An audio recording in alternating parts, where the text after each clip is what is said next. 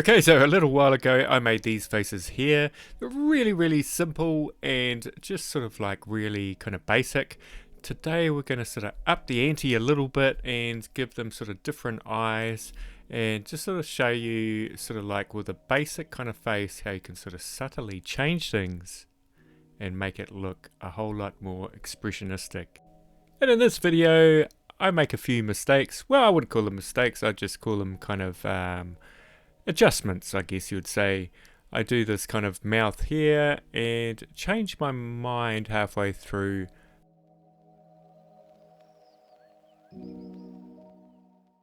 We are carving in cedar today, and I'm starting off with the Kutzall Extreme flame, which you kind of would think it's not great for getting those kind of straight lines, but if you really concentrate and really be aware of where the burr is cutting into the wood, you can sort of see me there. I'm using the tip and I'm moving the wood around, and then I'm just taking the wood back. Essentially what we're doing is taking the wood back so the features such as the mouth and the nose and the top of the eyes are further out, so they're sticking out more. That's what I'm trying to say there.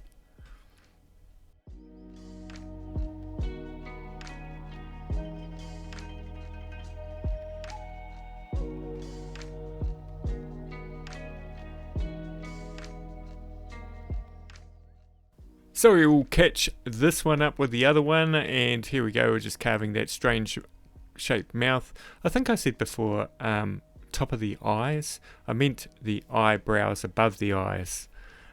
So essentially you're just carving like a eyeless wood spirit. You're just carving so the shadow makes that eye. There we go. It's looking pretty rough, but what we're going to do now is we're going to use the Kutzall detail burrs to get in there and fine things up a little bit. And just remember, when you're using these burrs, think about the sort of like the sides that you're going to be using or the tip that you're going to be using. Always be aware of that. You can sort of see me using the side there to get that kind of real straight line. And then I bring it out and I'll use that side again to get the other side. And you can sort of take off things. You can use it kind of like a sandpaper. I'm just taking off the white marks there. But remember, like how I said, we're giving these ones character.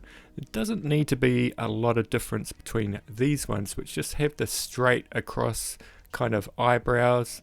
These ones that we're doing now are a little bit more curved, and the bodies of them are a little bit different shape. Just sort of like play around. These things have a huge amount of scope to be playing around with them, different kind of woods, and you can color them at the end if you wanted to. And sometimes I'll like take the eyebrows out to a long way, and then I think, that doesn't really work, so I'll bring them back in again. You just got to sort of like play around with them. Don't make any really big changes. Just see what it kind of looks like, and if it looks good, kind of maybe exaggerate it a little bit more. Now I'm going to put a little mouth in here. Really like this burr with the round nose tip.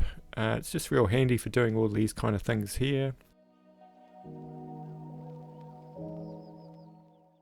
So here is a little comparison between the detail burrs and the original burrs. You can sort of see the detail burrs are a lot smaller than the original ones, and where that plays in is you can get into really tight spots. What's great about them is they still have a lot of carving power in them, and you can remove quite a lot of wood because they kind of fill that gap that was sort of taken up by diamond burrs before, because diamond burrs were quite small like these. But the problem with diamond burrs is they didn't take enough wood off. What is great about these is they fill that gap, and you can get into those real small kind of areas, take off quite a lot of wood in a kind of quite a precise way. You can still finish it off with the diamond burrs to get that smooth look, and a little bit of sandpaper as well.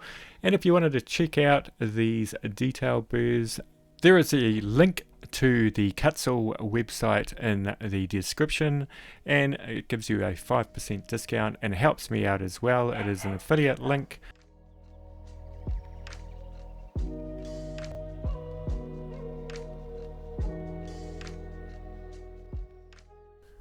Okay, so because we've carved that part back, I'm not quite sure how this mouth is going to turn out. It's quite a long way back now, so we'll just I'll make the mouth and see what I kind of need to do. I might have to take things back a little bit further, like the nose and all of that. But the thing is that there's a lot of wood to play with here, so you can sort of make these mistakes and then just alter them if you want to.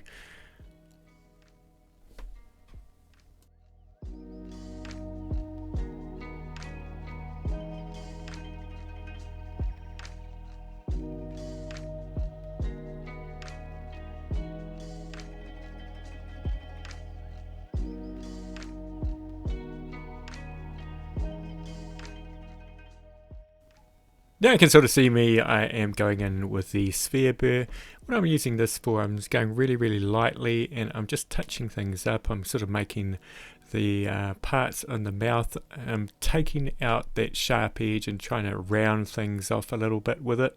Just a really nice burr to do that with.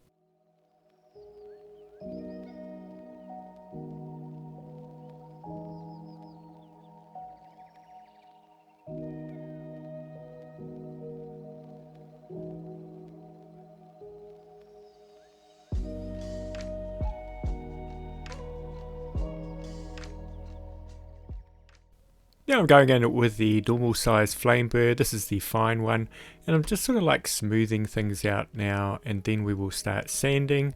But I would just want to take this opportunity to thank my members of the channel. They help me support the channel really, and I put on a few videos as well. It's one of the cheapest memberships around there. I think it's around about $2 American a month. You can pay a little bit more if you want to support me a little bit more, but there's no pressure there. There's no pressure there to join anyway. Just hit that thumbs up if you'd like the video, and subscribe if you want to see more videos by me. Cheers. Okay, so to finish these off, we're going to give them a light sand and then a light sand with the hand sandpaper as well. So this is the POLIWELL sanding disc, really great for the Dremel. Now a lot of people ask me, what Dremel do I use? I use the Dremel 4000. I've only ever owned Dremel 4000s. I did own a 3000 once, but it blew up. I think I pushed it a little bit too hard. But yeah, so my recommendation is the Dremel 4000. And the wood that I am using today is little bits of cedar. It's an extremely soft wood. You can sort of see the dark lines in it. They're a little bit harder as opposed to the lighter parts of the wood. So you sometimes find that your burr might sink in between these dark lines and go into the soft lines. So just be aware of that as well.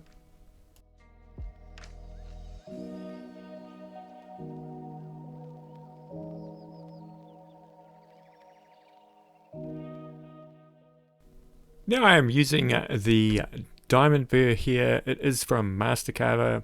I don't have like an affiliate link for this. I do have the link and it's in the description. But I really like these. They're a little bit bigger than normal diamond burrs and they've just got a really nice consistency about them. A nice consistency which is a lot different from my videoing. Keeps on going off the camera there.